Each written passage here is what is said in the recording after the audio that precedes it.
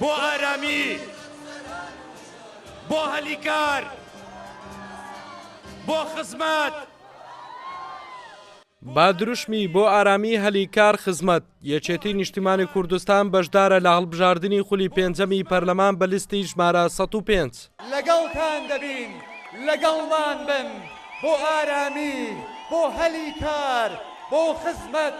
ڕۆژی سینۆ دەنگ بدەن بە لیستی شەهیدان، لیستی یەکێتی نیشتیمانی کوردستان، لیستی 105. لیستی 105 یەکێتی نیشتیمانی کوردستان کە عقوبات تاڵەبانی کاندیدی ژمارەیەک سەرۆکایەتی لیستەکە دەکات. بەرنامەی لیستەکە کار بۆ ئارامی ناوچەکە دەکات. بۆ ئاساییکردنەوەی ئەو بارە نالەبارەی لە ڕابردوو ئێستا هەیە. کاندیدانی لیستی 105 یەکێتی دووپاتی دەکەنەوە، ئارامی بۆ کەرتی ئابووری دەگەڕێنەوە و کار بۆ هێنانی زۆرترین کۆمپانیای بیانی دەکەن بۆ بژاندنەوەی کەرتی وەبەرهێنان. یەکێتی نیشتیمانی کوردستان لەم خولەی ئێستای هەڵبژاردن کە ڕوبەڕوومان دەبێتەوە یەکێک لە دروشمە زۆر بەربڵاوەکانی بریتە لە دروستکردنی ئارامی. مەبەست تێیدا ئارامی ئابووری، ئارامی کۆمەڵایەتی، هەموو کۆی ئارامیەکان کە کۆمەلگا پێیدا هەیە. قسەش لەسەر ئەمەیە ئارامی ئابووری. بێگومان یەکێتی نیشتیمانی کوردستان دەیەوێت بەهۆی ئەم فەرهەمە ژینگەیە کە دەیەوێت فەرهەمی بکات لە ماوەی داهاتوو بریتی بێت لە ئارامی. کاتێک کۆمەلگای ئێمەڕۆ و ئارامی ڕۆیشت دەبێتە مای ڕەزامەندی کۆی کۆمپانیاکان هەم لەسەر ئاستی هەرێمایەتی مش لەسەر ئاستی جیهانیەوە تا ڕوو لەم ناوچەیە بکەن.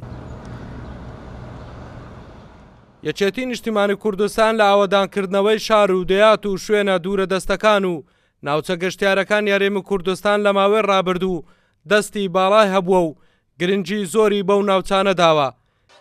ئێستا بە تیمێکی بەهێز بە لیستی 105 و بە سەرۆکایەتی قوبات تاڵەبانی شۆڕشێکی لە خزمەت ڕاگەیاندووە و بۆ ئایندا کاری جددی لەسەر دەکات.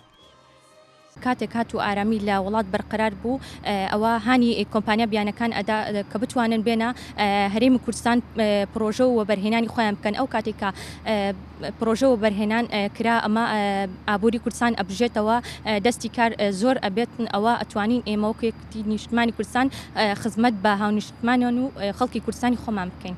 بەرنامەی لیستی 105 یەکێتی نیشتیمانی کوردستان بەرنامەیەکی گشتگیرە و کارکردن بۆ هەموو سێکتەرەکان لە خۆ دەگرێت.